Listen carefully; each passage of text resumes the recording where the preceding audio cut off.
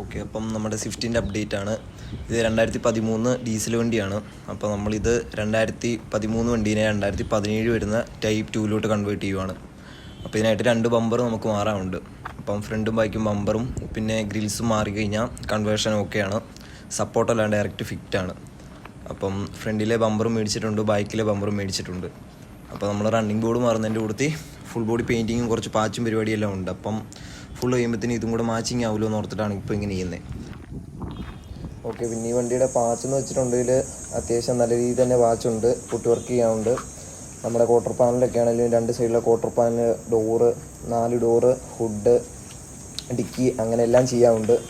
പിന്നെ ഇതിൽ വേറെ ഡെൻ്റൊന്നും ഇല്ലാത്ത ആവപ്പാടെ റൂഫിൽ മാത്രമേ ഉള്ളൂ. ബാക്കി സൈഡിലൊക്കെ ആണെങ്കിലും കല്ലടിച്ചതിൻ്റെയും അങ്ങനെ ഇങ്ങനെ കുറച്ച് നല്ല രീതിയിലുണ്ട്.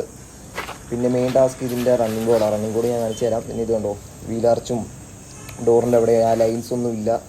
പിന്നെ കണ്ടില്ലേ, ക്വാർട്ടർ പാനൽ 2 ഞാൻ ഓൾറെഡി പറഞ്ഞു പോയതാണ്. പിന്നെ ഇത് ഫെൻഡറിലും ഉണ്ട് അത്യാവശ്യം വലിയ ഒരെണ്ണം.